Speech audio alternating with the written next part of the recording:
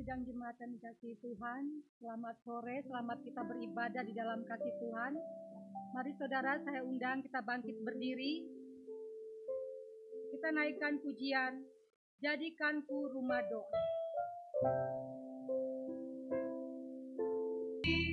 Mendengar suaramu, jadikan aku, jadikan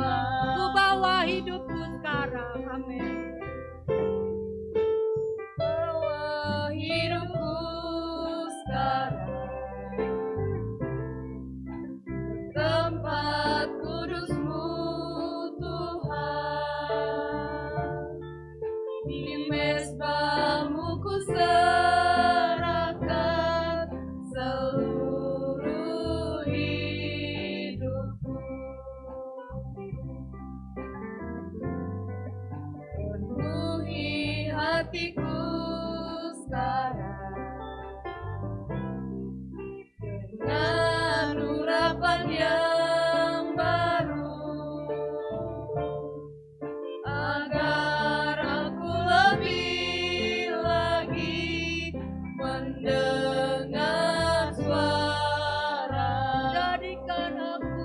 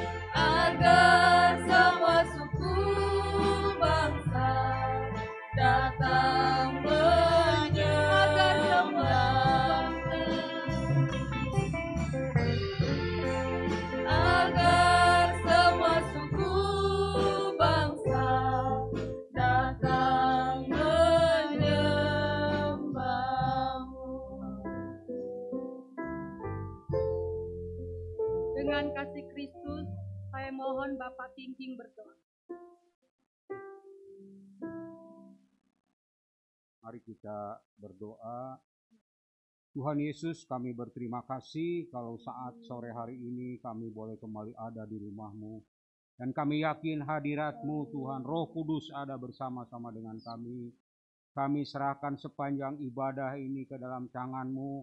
Layakan kami supaya kami berlayak di hadapan-Mu. Dan kami boleh memuji-muji Engkau dengan sukacita yang daripada-Mu Tuhan. Berkati kami semuanya Tuhan. Memberkati hamba-hamba-Mu yang melayani pekerjaan-Mu.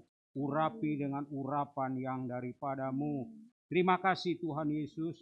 Kami akan mulaikan ibadah ini hanya di dalam nama Tuhan Yesus Kristus. Haleluya. Amin. Puji Tuhan, silakan duduk saudara.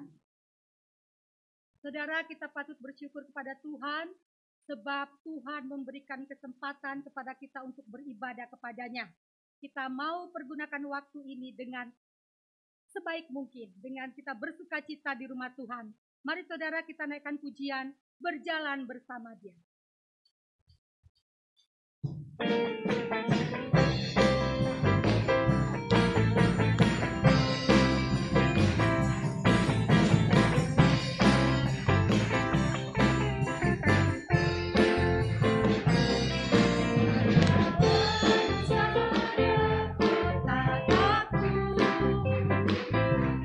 Berjalan bersama yang sentosa.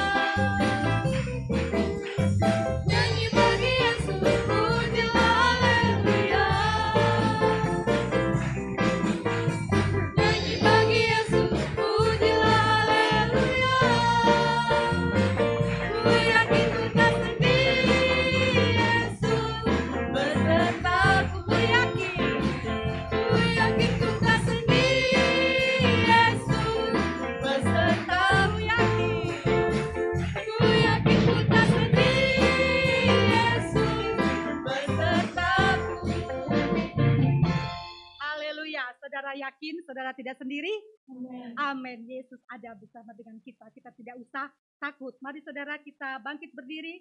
Kita naikkan pujian, janganlah kau takut.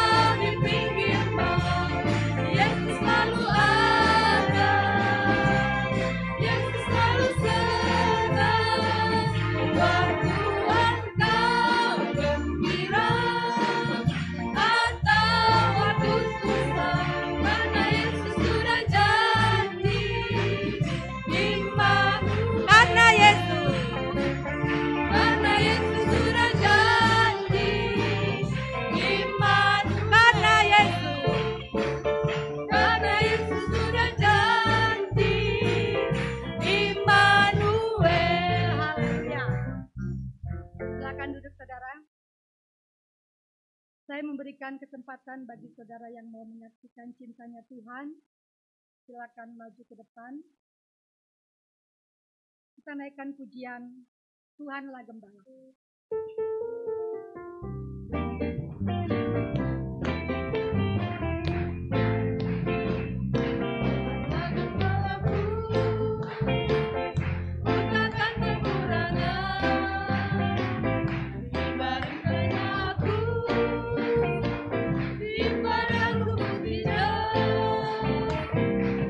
Membimbing aku, air yang tenang.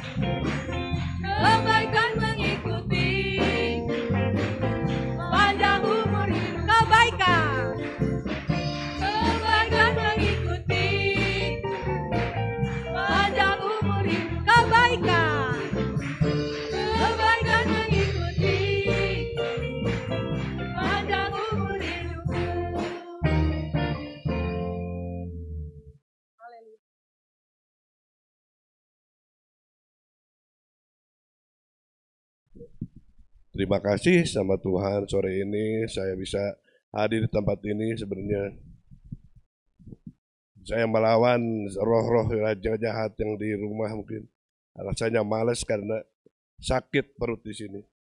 Tapi saya bisa hadir karena kemurahan Tuhan, karena Tuhan ada di mana juga berada.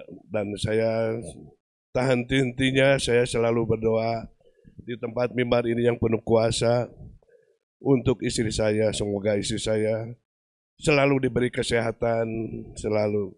Dan pada hari ini tadi saya udah ajak, tapi bilang ada sesek katanya. Ya, dipaksakan juga naik ke tempat ini kan ada tangga. Semoga di gereja ini Tuhan memberkati, dapat ada lift untuk orang tua bisa di tengah, di atas ini. Dan saya ingin menguji karena Tuhan itu ada.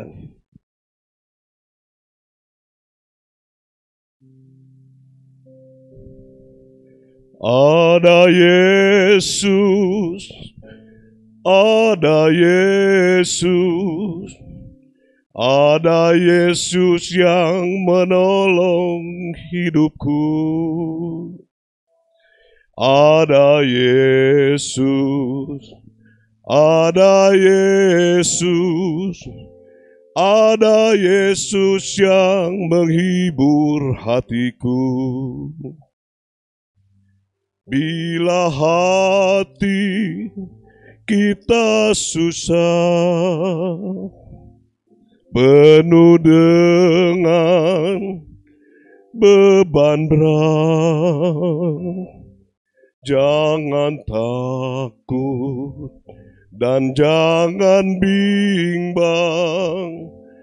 Ada Yesus menolong. Ada Yesus, ada Yesus, ada Yesus yang menolong hidupku.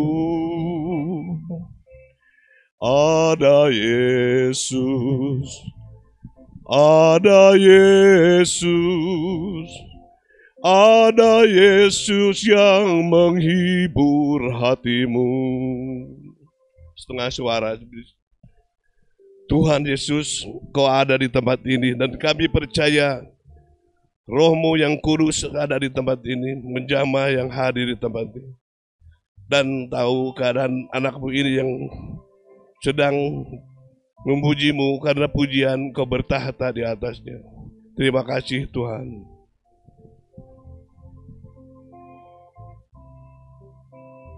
Terima kasih.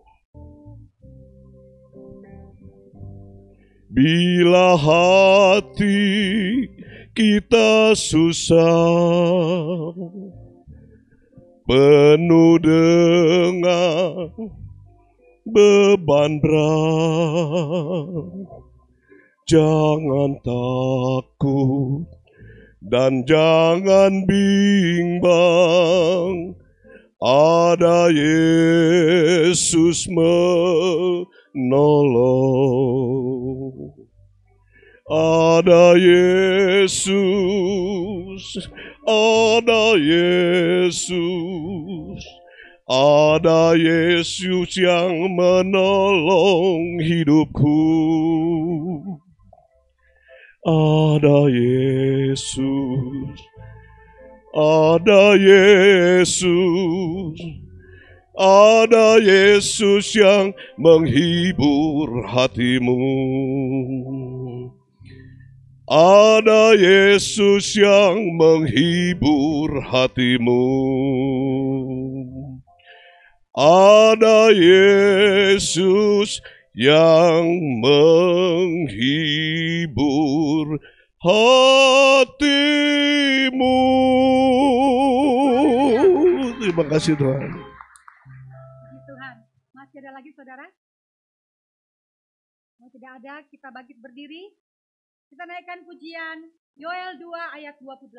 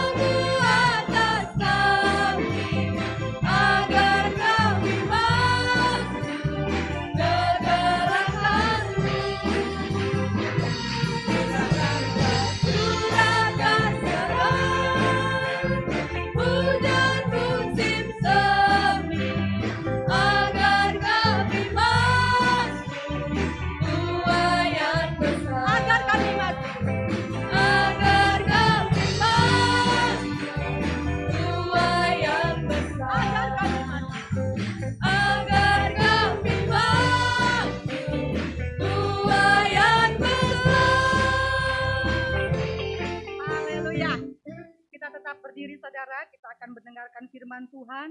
Kita naikkan pujian, berhembuslah Roh Kudus.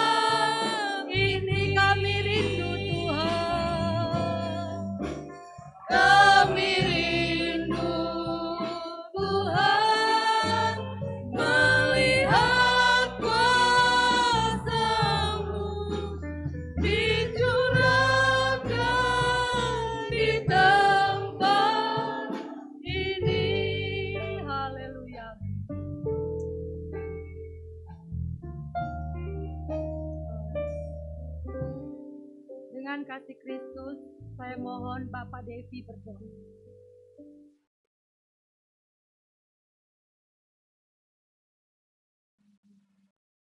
Mari saudara kita masuk di dalam doa. Pertengahan kebaktian ini, Bapa di dalam surga, kami datang kembali kepada Engkau. Kami bersyukur Tuhan, kami berterima kasih kepada Engkau karena kami sudah memuji membesarkan nama Engkau. Kami percaya Tuhan setiap pujian yang kami naikkan, itu boleh menyenangkan hati-Mu Tuhan. Bila sebentar Tuhan Yesus kami akan mendengarkan suara-Mu, mendengarkan isi hati-Mu Tuhan, firman-Mu yang menjadi kekuatan bagi kehidupan kami, firman-Mu Tuhan Yesus yang mengajar kepada kami, firman-Mu yang mengarahkan kepada kami Tuhan, supaya kami lebih dekat kepada Engkau Bapa. Kami bersyukur Tuhan Yesus untuk setiap firman-Mu Tuhan yang kami dengar. Itu boleh Tuhan mengubahkan kehidupan kami, memberi kekuatan kepada kami Tuhan, memberikan Tuhan Yesus jalan keluar bagi kami yang ada dalam pergumulan. Kami percaya Tuhan, firman-Mu yang selalu menuntun kehidupan kami semua, firman-Mu yang selalu memberikan kekuatan kepada kami Tuhan. Berbicaralah Tuhan Yesus kepada kami pada sore hari ini, mengurapi hamba-Mu Tuhan yang akan menyampaikan firman-Mu. Urapi dengan urapan yang khusus yang daripada Engkau Tuhan. Berbicaralah lewat mulut dan bibirnya Tuhan. Biarlah kami Tuhan mendengarkan setiap isi hati-Mu, mendengarkan kebenaran-Mu Tuhan, untuk menjadikan kami Tuhan lebih taat lagi kepada Engkau Tuhan. Terima kasih Bapa di dalam surga.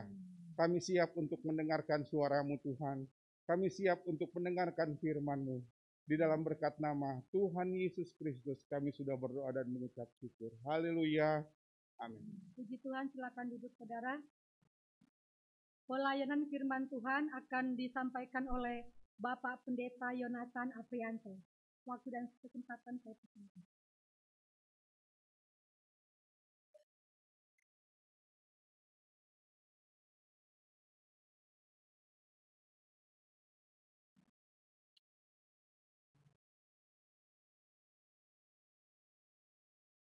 Haleluya. Puji nama Tuhan. Kita bersyukur kepada Tuhan pada sore hari ini kita boleh ada kembali di dalam rumah Tuhan, menikmati hadirat Tuhan dan menikmati firman-Nya. Sebagaimana tema utama untuk bulan ini, utamakan Tuhan. Dan saya yakin setiap saudara-saudari yang hadir saat ini ada karena kita mau mengutamakan Tuhan. Di tengah segala kesibukan, di tengah segala ketakutan bahkan, tetapi kita mau hadir karena kita mau mengutamakan Tuhan. Haleluya. Bisa tolong ditampilkan slide-nya? Utamakan Tuhan. Sebelum saya lanjut, tentu saya berterima kasih kepada Ibu Gembala yang telah mempercayakan saya untuk berbagi berkat firman Tuhan pada sore hari ini. Dan kembali kepada tema kita, utamakan Tuhan. Apa maksudnya utamakan Tuhan? Kata utamakan seringkali juga identik dengan kata memprioritaskan. Apa itu prioritas? Di dalam Kamus Besar Bahasa Indonesia, prioritas seringkali dikatakan sebagai sesuatu yang didahulukan, diutamakan lebih daripada yang lain. Itu sebabnya tidak heran kata diutamakan, mengutamakan itu identik dengan kata prioritas. Katakan prioritas. Nah, lebih lanjut, dikatakan sesuatu yang didahulukan, sesuatu yang diutamakan. Apa itu? Apakah suatu benda? Apakah itu seseorang? Apakah itu sesuatu yang terlihat ataukah sesuatu yang abstrak? Intinya apapun bentuknya itu adalah prioritas. Kalau hal itu kita dahulukan lebih daripada yang lain, kita anggap lebih penting dibandingkan yang lain, kita anggap itu lebih utama dibandingkan yang lain, kita kejar lebih daripada yang lain, itulah prioritas. Lebih lanjut lagi, klik. Kita lihat ayatnya yang menjadi ayat pokok kita, menjadi pembuka juga. Di dalam Kolose 1 ayatnya yang ke-18. Mari kita baca bersama-sama ayat ini. 2, 3. Ialah kepala tubuh, yaitu jemaat. Ialah yang sulung, yang pertama bangkit dari antara orang mati, sehingga ia yang lebih utama dalam segala sesuatu. Ya, di sini tentu kita tahu adalah Yesus Kristus. Kepala gereja, kepala jemaat.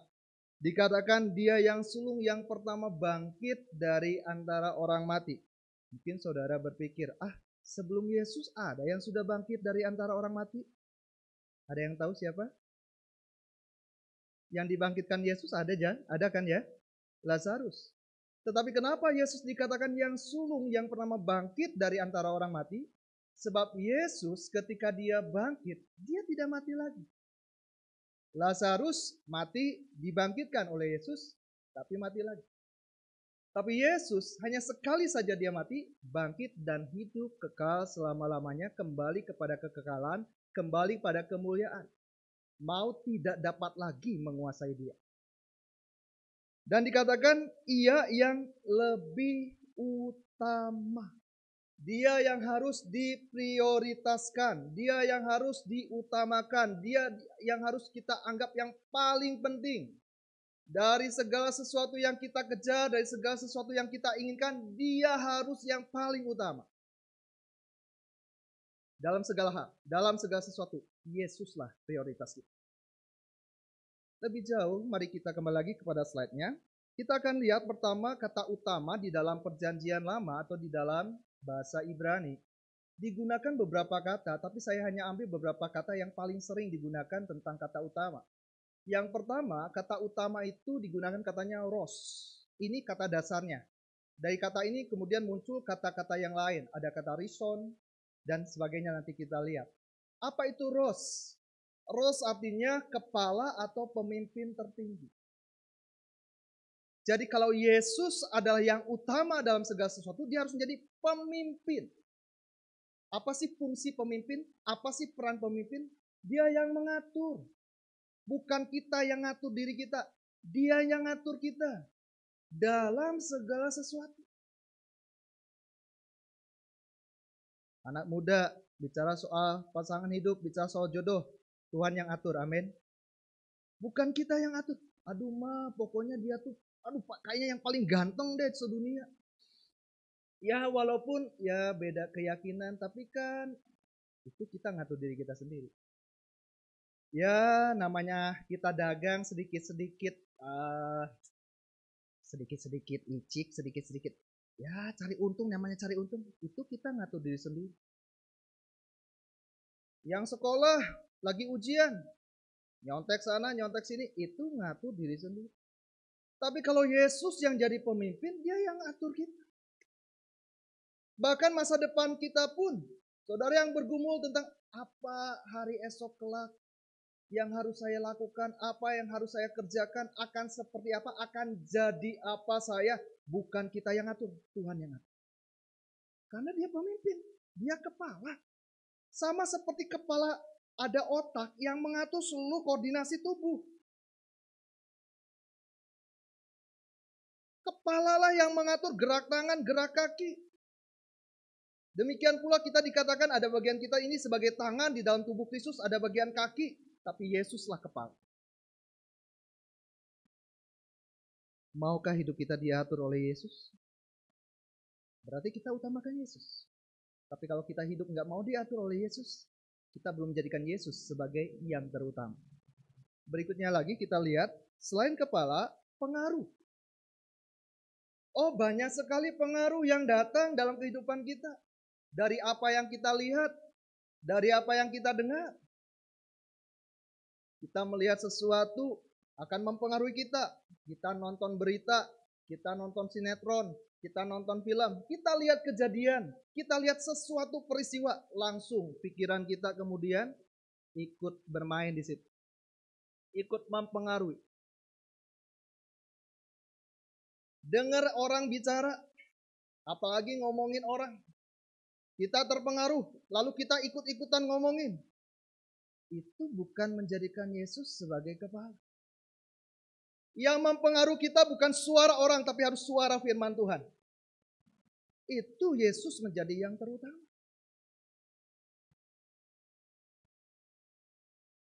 Apa yang mempengaruhi kita selama ini? Suara dari orang banyak? Apa yang mempengaruhi kita selama ini? Ketika orang lain punya HP baru, aduh itu handphone kayaknya, wah modern ya, canggih banget ya, aduh handphone saya masih jadul. Lalu kita jadi susah hati, nggak bisa tidur, nggak bisa makan. Lihat orang punya mobil baru, lihat orang punya sesuatu hal yang dibanggakan menurut dunia dari kacamata dunia, lalu kita terpengaruh secara emosi, secara pikiran, lalu kita merasa gelisah, khawatir, kita merasa harga diri kita menjadi turun. Aduh kasihan banget deh. Yesus berkata kita berharga bukan karena apa yang kita miliki, tapi kita berharga karena darah Yesus yang sudah menebus kita. Mau dipengaruhi oleh apa kata dunia atau mau dipengaruhi apa kata firman? Kalau kita mau melihat firman Tuhan, mendengar suara Tuhan, dan itu yang mempengaruhi hidup, hati, pikiran kita, itulah kita mengutamakan Tuhan. Berikutnya lagi, yang ketiga. Dari kata ros ini juga digunakan katanya yang artinya sumber dan awal dari segalanya. Dia menjadi sumber. Kalau sumber berarti awal muasal segala sesuatu. Yang bisa kita andalkan, yang bisa kita harapkan, nanti ada juga bagian itu. Dengan lain kata, kalau kita sudah punya sumber, kalau kita tahu sumbernya, ngapain kita berharap mengandalkan yang lain? Kalau saudara punya sumber air, maaf ya, ngapain kita cari-cari di air kolamberan? Apa sih namanya? Air kolamberan ya. Orang sudah bilang air di selokan. Ngapain? Sayang. Yesus sumber apa? Dia sumber kepuasan. Bukan harta. Bukan pangkat. Bukan jabatan. Kalau kita masih mengejar pangkat, kita masih mengejar jabatan, itu sebagai sumber kepuasan kita belum menjadikan Yesus yang terutama. Tapi kalau buat kita pangkat jabatan itu hanyalah tanggung jawab. Bahkan itu adalah sebuah kepercayaan yang harus kita kerjakan. Bukan sesuatu yang harus dibanggakan. Hanya Yesus yang kita banggakan. Itu Yesus menjadi yang terutama. Kalau kebahagiaan kita ditentukan oleh hal-hal yang lahiriah. Oleh apa yang kita miliki. Oleh sikap orang. Sumber kebahagiaan kita berarti orang. Kita belum menjadikan Yesus yang terutama. Tapi tidak peduli orang sikapnya seperti apa kepada kita, orang menyakiti kita, orang tidak baik kepada kita, responnya, tanggapannya, dan sebagainya. Tapi kita tidak mau kehilangan kebahagiaan sebab Yesuslah sumber kebahagiaan kita. Artinya kita mengutamakan Yesus. Berikutnya lagi, klik lagi. Kata ros ini kemudian ada turunan katanya yaitu kata rison. Yang artinya terdepan dari lokasi atau posisi. Atau bisa dibilang urutan. Yesus yang ditempatkan di tempat yang utama, yang pertama. Termasuk ini gambarnya tentang derajat. Ada kaitannya sih sebetulnya. Misalnya kalau kita mengundang seseorang, bahkan sekian orang di sebuah acara. Tentu kita akan tempatkan kursi yang paling depan untuk orang-orang penting. Untuk orang-orang yang punya jabatan yang tentu lebih tinggi dibandingkan yang lain. Sebagai bentuk penghormatan. Bukan kita membeda-bedakan sebetulnya. Tetapi kita menghormati. Kita menghargai.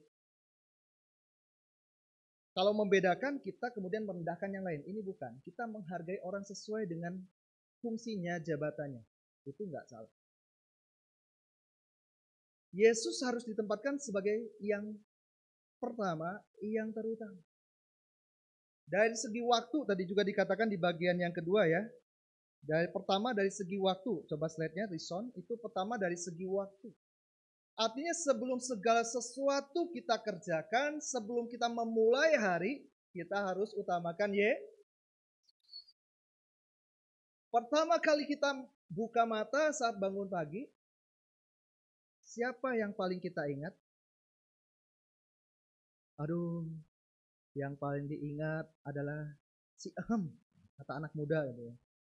Si tambatan hati, si pujaan hati yang sedang digumuli. Tapi jadikan Yesus yang pertama dan terutama.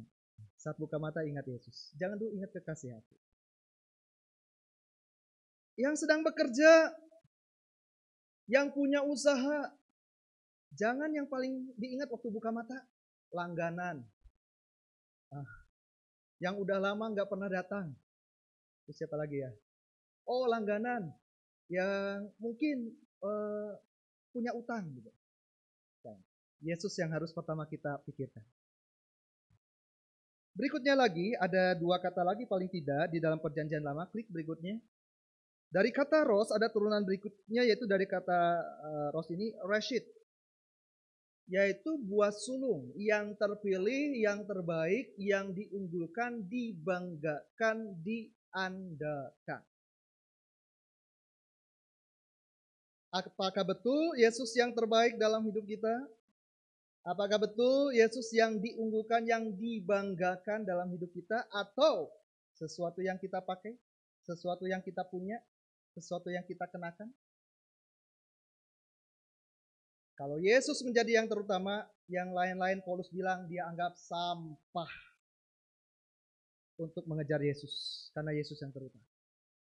Untuk mengenal isi hatinya, untuk mengenal pikirannya, untuk mengenal kehendaknya, dibandingkan mengejar yang lain-lain. Itu menjadikan Yesus yang terutama.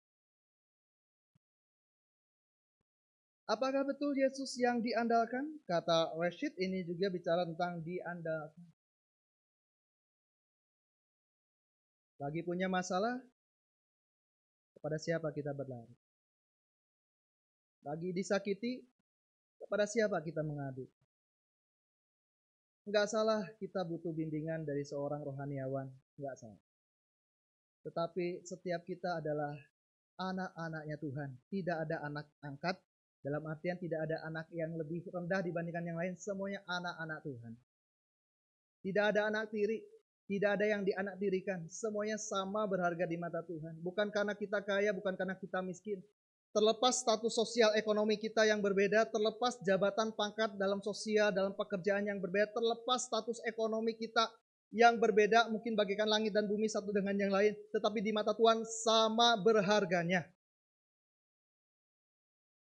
Dia bisa diandalkan karena dia yang paling mengerti kita dan dia yang paling peduli kita. Orang yang terkuat, orang yang terkaya, orang yang terhebat yang kita anggap bisa bantu belum tentu mau mengerti dan belum tentu peduli. Orang yang mengerti dan peduli kita belum tentu bisa membantu kita. Mengerti sih, peduli sih, tapi saya juga nggak bisa bantu. Tapi Yesus mengerti, peduli, dan sanggup menolong kita. Berikutnya, kalau kita lihat lagi, kembali ke slide. Kata ros juga turunan katanya yaitu rosah yang seringkali diidentikan dengan batu penjuru, batu yang paling menonjol, batu yang diletakkan pertama sebelum memulai sebuah bangunan, dan seringkali juga identik dengan batu terakhir yang ditempatkan di puncak. Jadi dia yang memulai, dia yang mengakhiri. Itulah Tuhan kita. Mengutamakan Tuhan, kita awali dengan Tuhan, tetapi setelah kita mengalami keberhasilan, jangan lupa untuk mengakhirinya dengan ucapan syukur kepada Tuhan.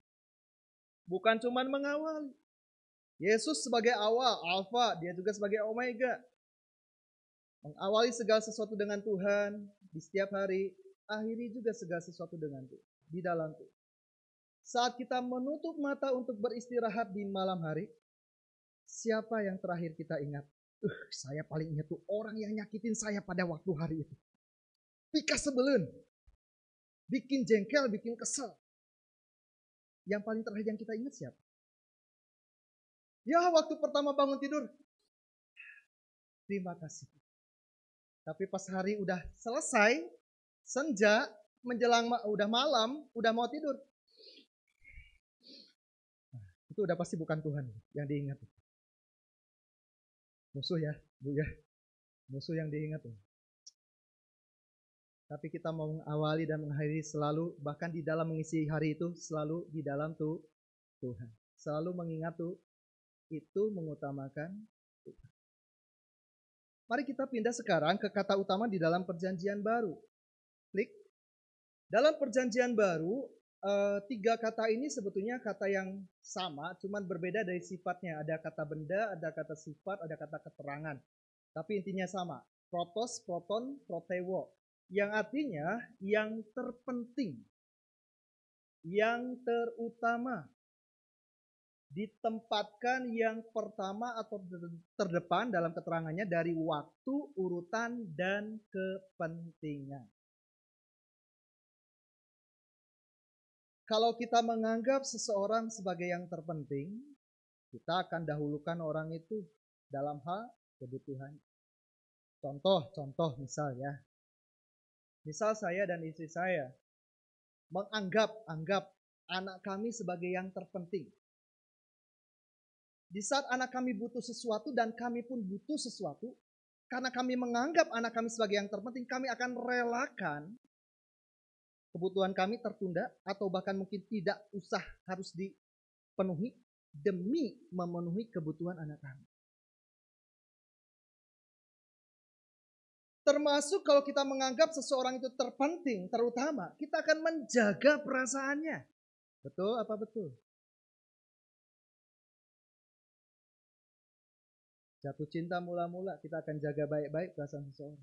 Yang tentunya harus terpelihara terus seharusnya sampai dalam pernikahan, sampai maut memisahkan. Kita akan jaga perasaannya. Mungkin kita rela untuk jadi korban perasaan, yang penting kita tidak melukai perasaan. Itu menganggap yang terpenting. Yang terutama. Ditempatkan yang terdepan dalam waktu, urutan, dan kepentingan. Tadi sudah identik dengan perjanjian lama sebetulnya. Nah, dari sekian banyak pengertian tentang utama, baik dilihat dari perjanjian lama, dilihat dari perjanjian baru, klik slide-nya. Apa yang menjadi prioritas kita? Atau lebih tepatnya, pertanyaan seharusnya klik who, bukan what lagi. Siapa yang menjadi prioritas kita? Apakah betul Tuhan? Bukan harta, bukan jabatan, bukan pangkat. Apakah betul Tuhan, suara Tuhan bukan suara orang banyak? Apakah betul Tuhan, bukan hal-hal yang lain? Mari kita lihat dua contoh. Tapi dua contoh ini nanti akan ada contoh-contoh yang lebih detail. Kita lihat, klik teladan yang buruk di dalam Alkitab. Katakan teladan buruk. Kasih tahu yang sebelah kirinya, hati-hati, jangan ikuti. Namanya teladan buruk, berarti kita harus waspada nih. Jangan sampai mencontoh, karena bisa kita seperti gambar ini. Seperti orang buta, mungkin orang buta. Teladan buruk akan membuat kita terjerumus dan binasa. Kita lihat yang pertama, siapa teladan yang buruk ini? Klik, ya. Adam dan Hawa. Kenapa saya katakan Adam dan Hawa sebagai teladan yang buruk dalam mengutamakan Tuhan? Klik. Lebih memperhatikan suara iblis dibandingkan peringatan Tuhan.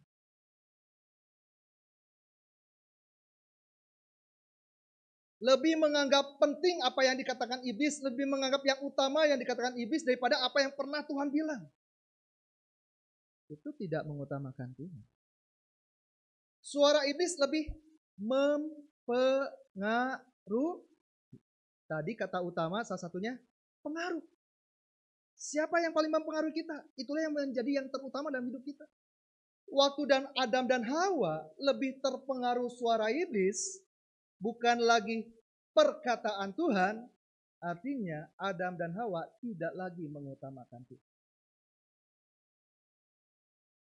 Ketika Adam dan Hawa lebih mengikuti keinginan matanya, ketika dilihat buah terlarang itu baik dipandang, keinginan daging sedap kelihatannya, dan keangkuhan hidup karena bisa memberikan pengertian akan menjadi seperti Allah katanya, daripada mengikuti kehendak Tuhan. Yang Tuhan bilang, jangan kamu makan buahnya. Sebab pada waktu kamu memakan buahnya, kamu akan mati. Kamu pasti mati. Sayang, Adam dan Hawa menjadi contoh yang buruk. Menjadi teladan yang buruk dalam mengutamakan. Hati-hati saudara, ketika kita melihat firman Tuhan, kita membaca, merenungkan, waktu kita mendengar firman Tuhan, Tuhan mengingatkan. Ada hal-hal yang Tuhan larang. Ada hal-hal yang Tuhan bilang, jangan. Apa kita mau dengar-dengaran kepada suara Tuhan, firman Tuhan, atau apa yang dikatakan oleh dunia, oleh iblis? Enggak apa-apalah, sekali-sekali. Orang lain juga ikut-ikutan, masa kamu enggak? Ya sekali-kali enggak akan apa-apa, nanti kalau berikutnya baru.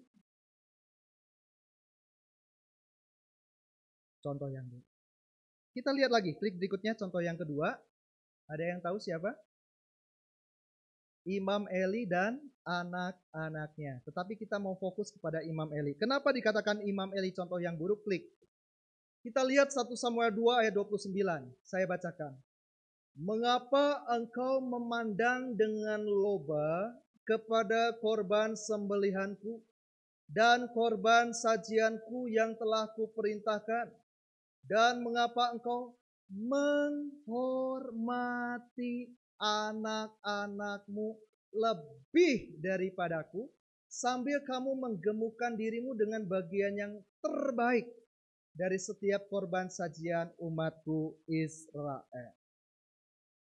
Imam Eli lebih mengutamakan anak-anaknya dibandingkan mengutamakan Tuhan. Lebih menjaga perasaan anak-anaknya dibandingkan menjaga perasaannya Tuhan. Lebih rela Tuhan tersakiti daripada menyakiti anaknya. Imam Eli tahu anaknya sudah berlaku bukan sekedar jahat, dursila. Dursila itu lebih daripada jahat. Mereka mencuri apa yang menjadi bagian Tuhan dari korban persembahan. Termasuk bagian umat Tuhan diambil yang terbaik untuk mereka. Dengan tusukan 3 mata. Padahal Tuhan perintahkan 2 mata, 3 supaya dapatnya lebih banyak.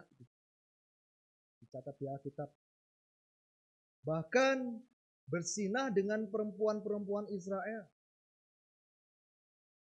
Eli sempat menegur, sebetulnya bukan berarti Eli tidak menegur sama sekali. Tetapi menegur seperti ala kadarnya. Seolah-olah menjaga, yang tadi saya bilang, menjaga, entah apa yang ditakutkan oleh Imam Eli. Takut anaknya nanti gimana gitu. Tapi dia nggak takut Tuhan. Dan sayang, ketika Eli lebih mengutamakan anaknya dibandingkan mengutamakan Tuhan, dia kehilangan segala-galanya. Dia kehilangan anaknya.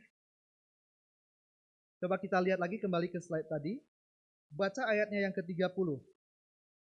Sebab itu demikianlah firman Tuhan Allah Israel. Sesungguhnya aku telah berjanji keluargamu dan kaummu akan hidup di hadapanku selamanya. Tetapi sekarang demikianlah firman Tuhan, jauhlah hal itu daripadaku. Kalimat berikutnya kita baca, 2, 3. Sebab siapa yang menghormati aku akan kuhormati, tetapi siapa yang menghina aku akan dipandang rendah. Imam Eli tidak menghormati Tuhan, tidak mengutamakan Tuhan, lebih menghormati anaknya, lebih mengutamakan anaknya. Akhirnya dia kehilangan anak-anaknya mati di medan perang.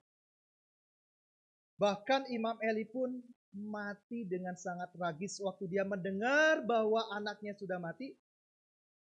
Lalu kemudian dia dengar bahwa tabut Allah sudah dirampas. Dia terpental dan lehernya patah waktu dia jatuh. Saudara, nggak main-main soal mengutamakan Tuhan. Ini bukan bicara soal sekedar pilihan. Ini sesuatu yang harus kita perhatikan dengan sangat-sangat serius. Karena barang siapa yang menghormati Tuhan, yang mengutamakan Tuhan, Tuhan akan mengutamakan dia. Tetapi sebaliknya, siapa yang tidak menghormati Tuhan, tidak mengutamakan Tuhan, bahkan merendahkan Tuhan, menghina Tuhan, artinya menjadikan Tuhan yang kesekian. Tuhan bukan lagi yang menjadi yang terutama. Maka kita pun akan mengalami perendahan.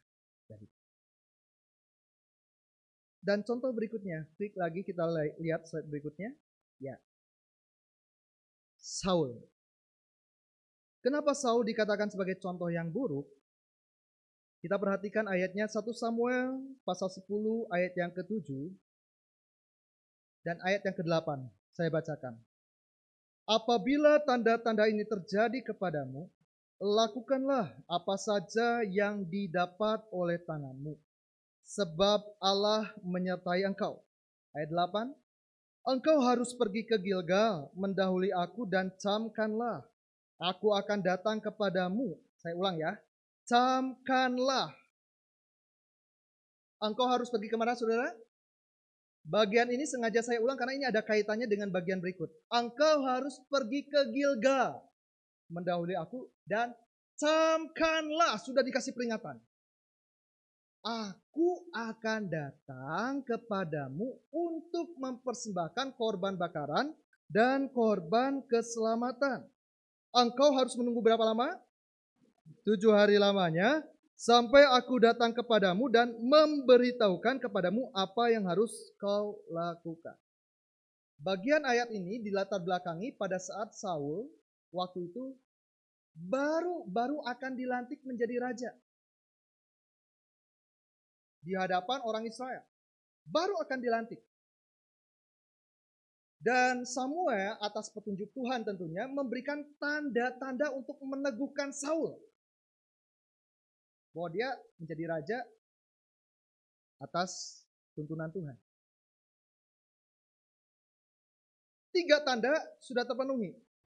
Kamu akan pergi ke sini, kamu akan menemui seorang yang begini-begini. Kamu akan pergi ke sana, kamu akan menemui begini-begini. Kamu akan pergi ke tempat tertentu. Nanti kamu akan lihat rombongan nabi-nabi dan kamu pun akan kepenuhan seperti nabi-nabi dan seterusnya. Dan ini yang terakhir. Dan yang terakhir ini sebetulnya terjadi ketika dia sudah dilantik menjadi seorang raja. Sudah diurapi menjadi raja. Tanda yang lainnya pada waktu dia akan dilantik jadi raja. Terpenuhi, dia nurut, dia tunduk. Waktu belum jadi raja, tunduk. Ikut petunjuk. Sayang, belum lama jadi raja. Pas udah di atas lupa firman Tuhan. Waktu masih di bawah, waktu masih belum jadi apa-apa, dengar-dengaran sama Tuhan. Mengutamakan Tuhan, ikuti kata Tuhan. Tapi pas waktu udah di posisi atas, sayangnya bukan cuma Saul, banyak orang Kristen yang akhirnya tidak lagi mengutamakan Tuhan. Tidak lagi dengar suara Tuhan. Samuel bilang, kamu dahului aku ke Gilgal. Itu kejadiannya pas waktu dia udah jadi raja. Tunggu 7 hari dan camkan aku pasti datang. Aku akan datang. Aku akan mempersembahkan korban dan akan ngasih tahu apa yang harus kamu lakukan. Dan kita lihat lompat klik berikutnya. 1 Samuel pasal 13 ayat 8. Saya bacakan. Ia menunggu 7 hari lamanya sampai waktu yang ditentukan Samuel. Tetapi ketika Samuel tidak datang ke Gilgal, lebih tepatnya belum datang ke Gilgal karena akan datang nanti, mulailah rakyat itu berserak-serak meninggalkan dia. Sebab itu Saul berkata, bawalah kepadaku korban bakaran dan korban keselamatan itu. Lalu ia mempersembahkan korban bakaran. Ayat 10. Baru saja ia habis mempersembahkan korban bakaran, maka tampaklah Samuel datang. Saul pergi menyongsongnya untuk memberi salam kepadanya. Sebelum saya lanjut. Ceritanya Saul udah jadi raja. Dan pada waktu itu memang sedang terjadi sebuah ancaman dari orang Filistin. Tentara Filistin, bangsa Filistin. Saul nurut awalnya, pergi ke Gilgal mendahului Samuel. Nunggu 7 hari. Masih di waktu yang sama.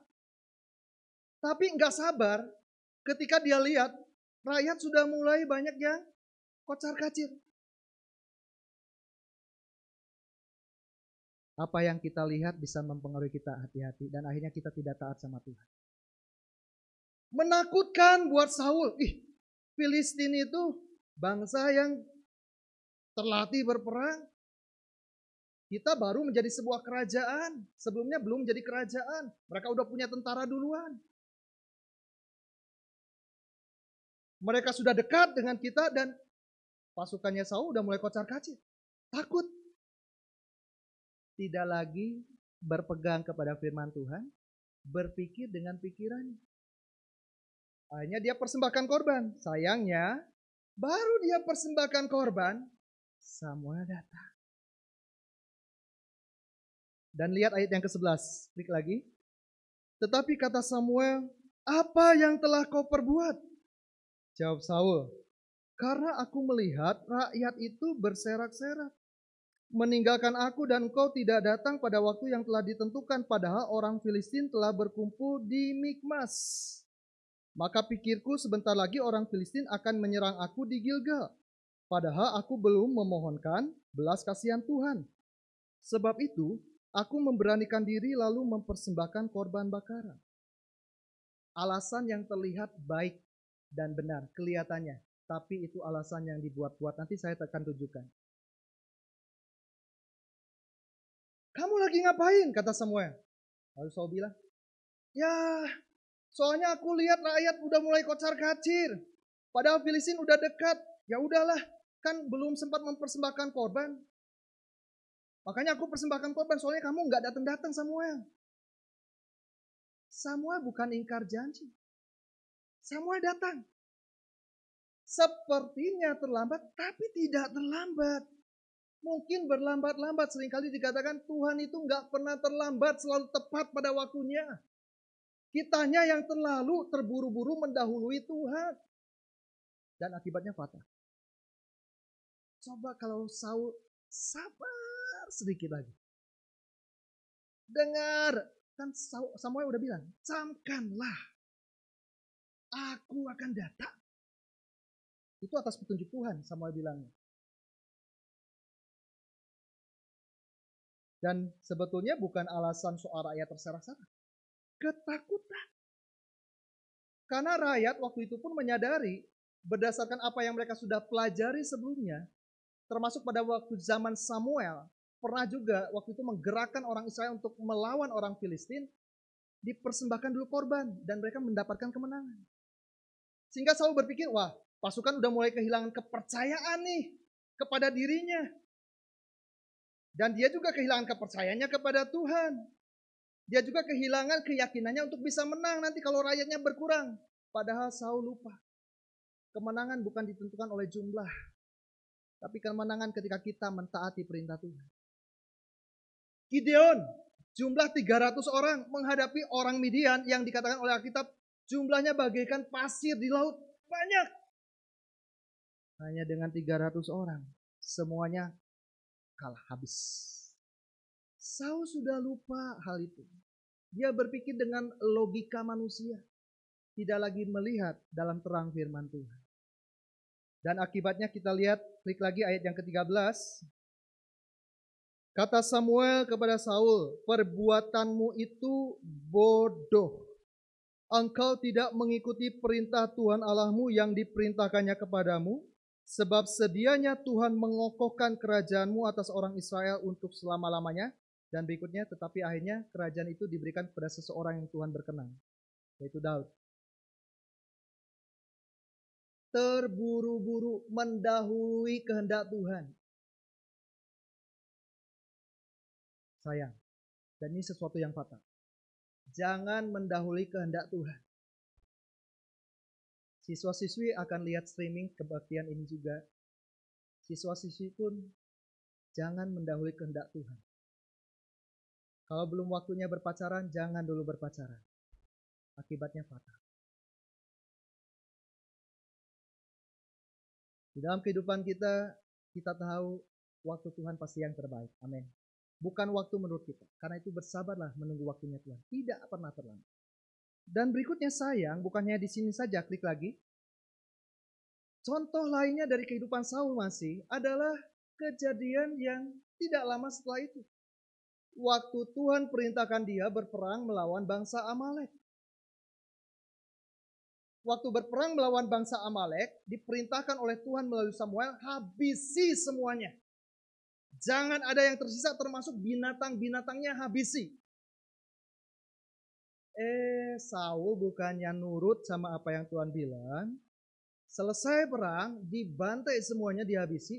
Tapi Raja Agag, raja orang Amalek, dikasih hidup. Dibiarkan hidup. Dan kambing domba yang tambun-tambun dari bangsa Amalek tidak dibasmi. Kita lihat ayat yang ke-9 pasal 15.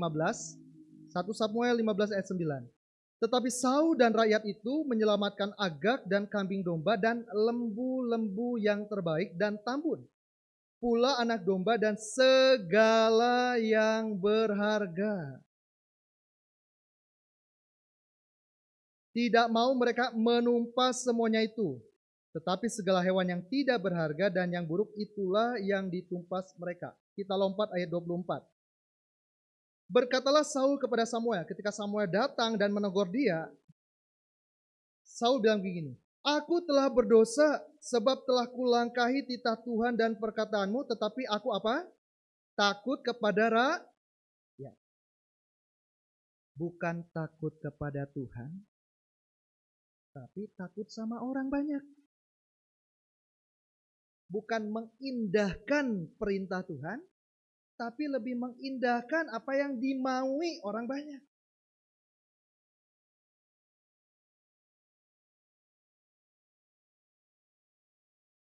Saul tidak menjadi contoh yang baik, contoh yang buruk dalam mengutamakan. Dia tidak mengutamakan. Dia minta, maka sekarang ampunilah kiranya dosaku, kembalilah bersama-sama dengan aku, dan seterus-terusnya. Yang pertama yang dia lakukan oleh Saul ketika dia tidak taat, karena dasar hatinya sudah salah. Dia melakukan segala sesuatu bukan Tuhan sebagai yang terutama, tetapi suara orang banyak, penghargaan orang banyak, apa yang dikatakan orang banyak, bukan firman Tuhan, bukan kehendak Tuhan. Amsal 29 ayat 25 katakan begini, takut kepada orang mendatangkan jerat, tetapi siapa percaya kepada Tuhan dilindungi. Jangan sampai karena kita takut, kita akhirnya tidak lagi mengikuti apa yang Tuhan mau. Kita kompromi. Dan dampaknya fatal juga. Tidak berhenti sampai di situ, kita lihat 1 Samuel 15 masih ayat yang ke-30. Nah ini dia. Tetapi kata Saul, aku telah berdosa, tetapi tunjukkanlah juga hormatmu kepadaku sekarang di depan para tua-tua bangsaku dan di depan orang Israel. Kembalilah bersama-sama dengan aku, maka aku akan sujud menyembah kepada Tuhan Allahmu. Masa menyembah Tuhan ada tawar-menawar seperti ini? Dia yang bersalah, dia yang berdosa, dia harusnya minta ampun, rendahkan diri di hadapan Tuhan, gak peduli orang banyak lihat. Tapi dia jaga image jaim. Gak mau dipandang rendah sama orang lain. Motivasinya udah salah, sikap hatinya udah salah. Makanya tadi saya bilang, yang dibilang oleh Saul itu alasan yang dibuat-buat. Sebetulnya dia mengikuti orang banyak, ingin menyenangkan banyak orang, ingin mengikuti seorang supaya orang itu mengagumi dia, supaya orang itu menghormati dia, orang itu menghargai dia. Tapi dia lupa untuk menghargai Tuhan, menghormati Tuhan. Saudara, berhati-hatilah. Penghargaan dari manusia bisa membuat orang melambung tinggi, tapi jatuhnya kepada hal yang mencelakakan. Tetapi ketika Tuhan angkat tinggi, tidak mungkin kita bisa dijatuhkan, direndahkan oleh siapapun juga. Dan akhirnya, klik kita sampai pada teladan yang baik. Katakan pada samping kiri kanannya, ikutilah, teladanilah. Kalau yang tadi, hati-hati, jangan ikuti. Kalau yang ini, harus kita ikuti. Yang pertama, dengan cepat kita lihat, siapa saudara? Abraham. Dari gambarnya saja, saya yakin saudara udah langsung klik. Oh, Abraham mengutamakan Tuhan lebih daripada dirinya, lebih daripada anaknya. Saya bacakan di Kejadian 22 ayat 10. Sesudah itu, Abraham mengulurkan tangannya, lalu mengambil pisau untuk menyembelih anaknya. Tetapi berserulah malaikat Tuhan dari langit kepadanya, Abraham, Abraham. Sahutnya, ya Tuhan. Lalu ia berfirman, jangan bunuh anak itu dan jangan kau apa-apakan dia. Sebab telah ku ketahui sekarang bahwa engkau takut akan Allah dan engkau tidak segan-segan untuk menyerahkan anakmu yang tunggal kepada anak yang didapat Abraham di usia sangat tua, 100 tahun. Yang sudah dinanti selama kurang lebih 25 tahun sejak dia berusia 75 tahun keluar dari tanah kelahirannya, dari kampung halamannya, untuk mengejar perkenanan dan janji Tuhan bahwa dia akan mendapatkan keturunan dan akan menjadi bangsa yang besar. 25 tahun penantian. Saudara, saya lihat orang tua yang sudah menantikan, ya pasangan suami istri maksud saya, yang menantikan anak sekian lama. Saya lihat beda cara memperlakukan anaknya, beda. Sekian lama dinanti. Bayangkan Abraham 25 tahun menanti. Ishak begitu spesial, begitu berharga, begitu penting bagi Abraham. Apalagi dikatakan memang Ishaklah pewaris perjanjian. Pewaris dari segala sesuatu apa yang dimiliki oleh Abraham, baik secara jasmani maupun rohani. Tapi tiba-tiba Tuhan bilang, persembahkan anakmu di gunung yang akan aku tunjukkan kepadamu. Dan luar biasanya Abraham nggak bilang, oh, Tuhan tunggu dulu, jadi latah gitu ya. Abraham nggak jadi latah. Ya Tuhan, ih, luar biasa. Dia menempatkan Tuhan lebih dari segalanya, lebih daripada anaknya sebagai harta kesayangannya. Jujur saya pribadi nggak tahu apakah saya sanggup seperti Abraham kalau saya disuruh Tuhan seperti itu. Tapi Abraham contoh yang luar biasa. Dia jadikan Tuhan yang terpenting lebih daripada siapapun. Bahkan dia rela persembahkan anaknya sekalipun Tuhan minta. Ya klise sih ya, khususnya di GPDI ya. Oh, kalau anaknya pinter, anaknya jadi andalan, jadi kebanggaan orang tua, mau sekolah Alkitab, jangan sekolah Alkitab, ngapain kamu jadi pendeta? Masa depan kamu gimana sekarang? Lihat gereja di sekarang banyak nggak bisa kebaktian, kamu dapat penghasilan apa? Tapi maaf bicara, anak yang mungkin kita anggap anak ya nggak terlalu menonjol. Nak, kamu sekolah Alkitab aja nak. Itu belum bicara seperti Abraham loh saudara-saudara. Abraham itu menyerahkan yang satu-satunya. Karena Ismail sudah tidak lagi bersama dengan dia dan memang Ismail bukan pewaris perjanjian.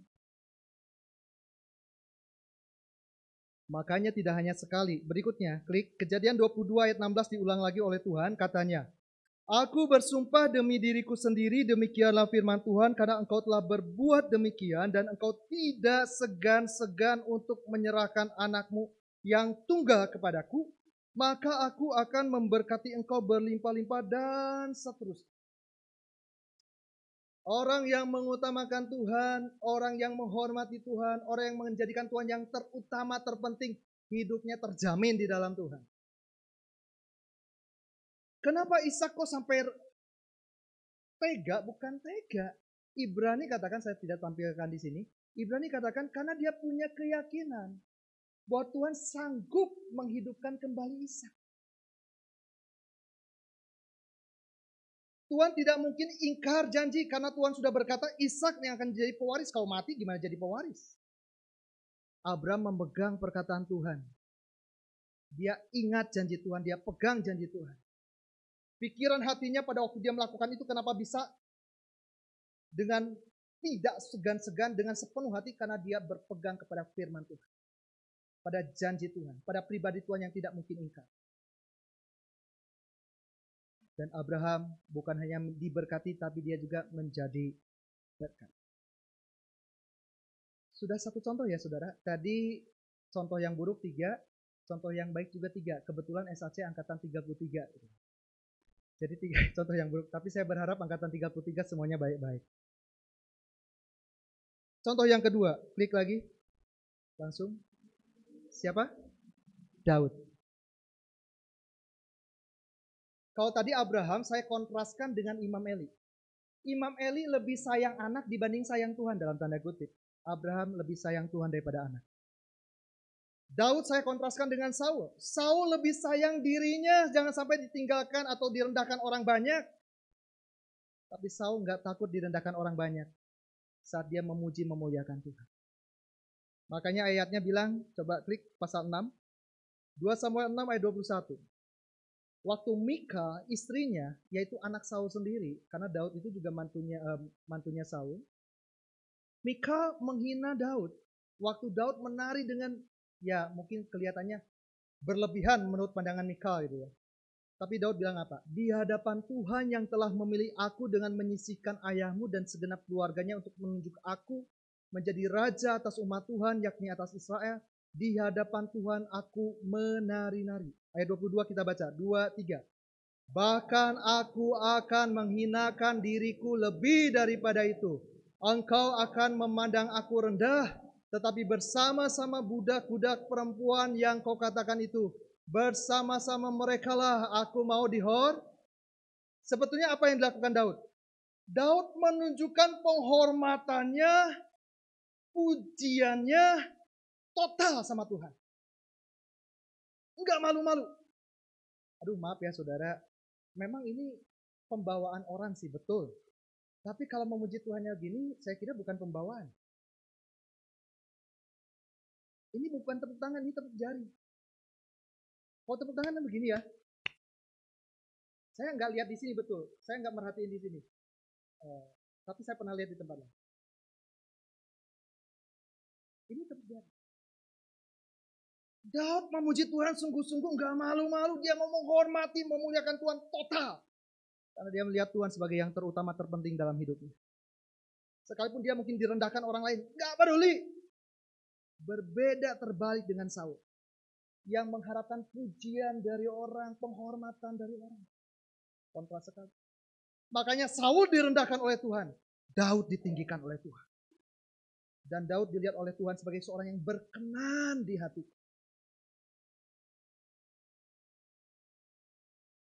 Klik lagi berikutnya, bukannya di situ, saya kontraskan lagi dengan kehidupan Saul.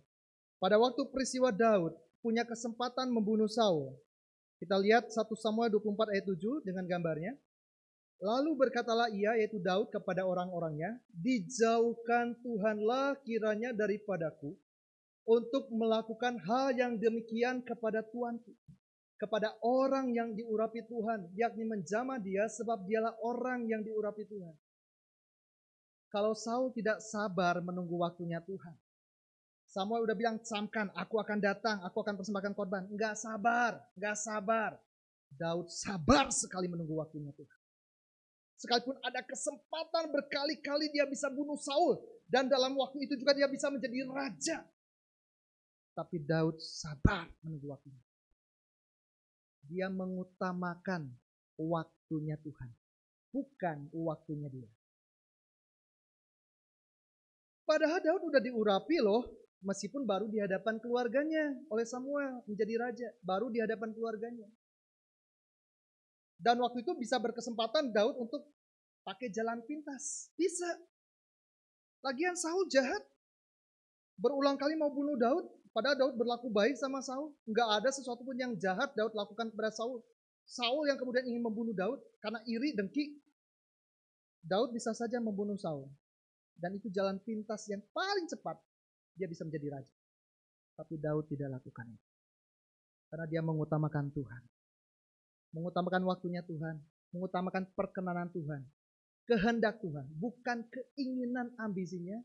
Bukan keinginan menurut waktunya sendiri. Dan contoh yang terakhir. Kan 3 ya. Ini contoh yang terakhir. Tidak lain tidak bukan. Kembali selalu saya akan jadikan Yesus sebagai yang paling sempurna. Contoh yang paling terbaik. Saya kontraskan tadi Abram dengan Imam Eli. Soal bagaimana memandang Tuhan dan bagaimana memandang anak. Saya kontraskan Daud dengan Saul.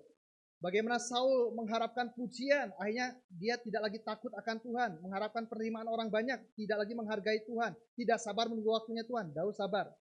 Daud nggak mengharapkan pujian manusia. Dia mengharapkan perkenanan Tuhan.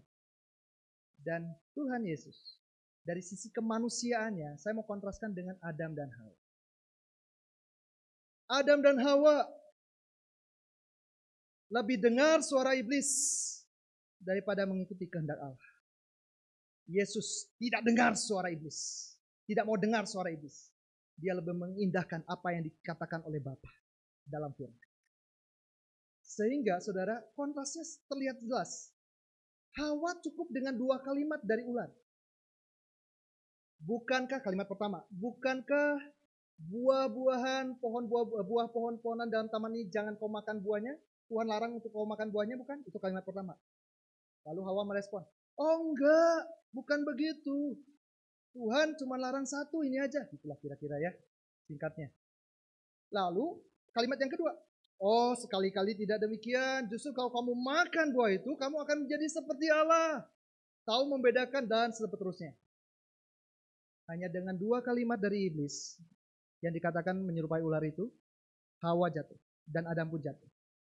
Tapi Tuhan Yesus 3 kali iblis mengeluarkan suaranya. Dia menang atas pencobaan. Karena dia mengutamakan suara Bapa lewat firman-Nya daripada suara iblis. Bahkan berikutnya lagi, coba klik dengan cepat. Bagian-bagian terakhir. Ketika Yesus dicobai dengan 3 Ya, 3 jenis pencobaan. Klik lagi, terus ini yang terakhir, terus klik. Dan pada akhirnya di Taman Getsemani. Tidak dikatakan ada iblis di situ memang. Sekalipun dalam beberapa film digambarkan ada ular di situ gitu ya. Tapi di Alkitab nggak mencatat. Yesus bergumul secara manusia dengan dirinya sendiri. Apakah mentaati kehendak Bapa? Atau keinginan dirinya sendiri yang ingin lepas dari cawan murka yang harus dia tanggung akibat dosa manusia. Hawa gagal. Dia bukan mengindahkan keinginan Bapa, keinginan Allah, tapi lebih mengindahkan keinginan dirinya sendiri yang ingin seperti Allah. Keinginan dirinya yang ingin lebih daripada yang sekarang. Yesus 3 kali berdoa, bergumul, tapi akhirnya dia menang. Dan dia berkata dalam Injil Yohanes, untuk itulah aku datang.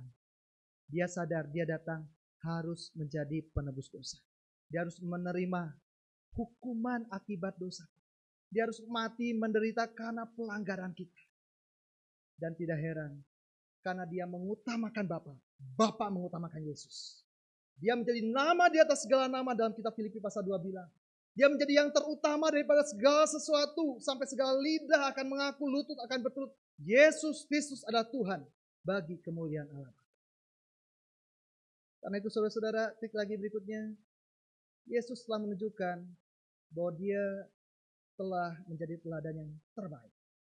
Mengutamakan kehendak Bapa sekalipun harus lewat penderitaan. Tetapi setelah penderitaan itu baru koma, belum titik, bukan titik. Karena setelah Yesus mati, dia bangkit, dia kembali ke dalam kemuliaan. Percaya, sekalipun saat ini kita mungkin mengalami penderitaan, asalkan kita terus mengutamakan Tuhan, kehendak Tuhan, firman Tuhan. Jangan mau dipengaruhi oleh suara-suara yang bukan dari Tuhan. Akan datang, akan tiba waktunya dan tidak pernah terlambat. Tepat. Tuhan akan mengangkat kita dalam kemuliaan. Amin. Saya akan tutup dengan kalimat ini. Klik. Tuhan tidak memanggil kita untuk mengejar pengakuan orang atau penghargaan yang sementara. Dia memanggil kita untuk mengejar pengenalan akan Dia dan hidup yang sesuai firman. Puji nama Tuhan. Pemain musik boleh maju ke depan. Sebelum saya kembalikan kepada yang bertugas, mari kita angkat pujian terlebih dahulu yang terutama di dalam hidup ini. Mari kita berdiri.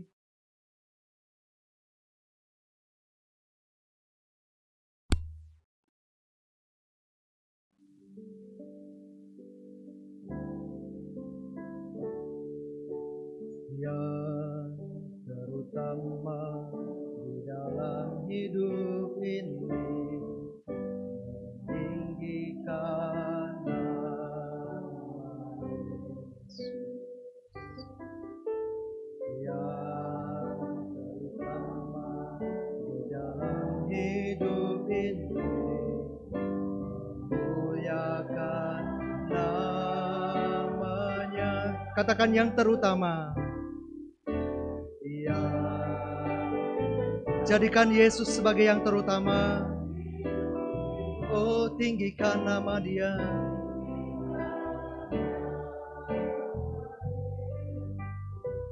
Yang terutama, yang terutama di dalam hidup ini, muliakan namanya. Katakan haleluya, haleluya. Haleluya, saya mencintai. Nyanyikan haleluya, haleluya,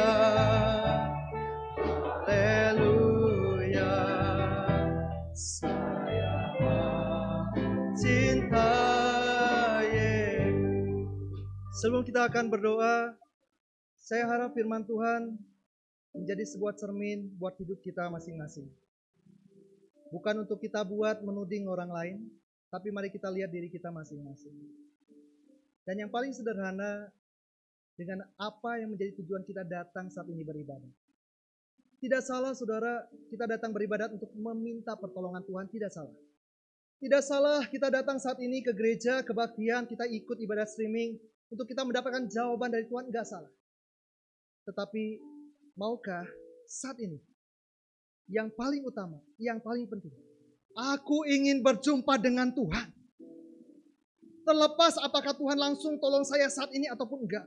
Apakah Tuhan jawab langsung saat ini atau enggak. Tetapi saya hanya mau yang terutama, saya berjumpa dengan Tuhan. Saya hanya mau memuliakan Tuhan. Saya ingin menunjukkan cinta saya kepada Tuhan. Kalau itu yang menjadi tujuan kita, itulah kita mengutamakan Tuhan. Dan angkat pujian ini dengan penuh penyembahan. Arahkan hati kita kepada Tuhan lebih lagi. Yang terutama di dalam hidup ini. Amin. Kami mau meninggikan Engkau, Yesus. Oh, lebih dari segalanya, yang terutama di dalam hidup ini, memuliakan namanya. Oh, nyanyikan haleluya, haleluya, oh haleluya, haleluya. Saya mau cinta, nyanyikan haleluya. Oh haleluya, saya mau cinta. Angkat kedua belah tanganmu, katakan haleluya, haleluya, haleluya, haleluya. Saya mau cinta Yesus. Oh, haleluya, haleluya. Saya mau cinta, saya mau cinta Yesus. Saya mau cinta Yesus. Saya mau cinta Yesus.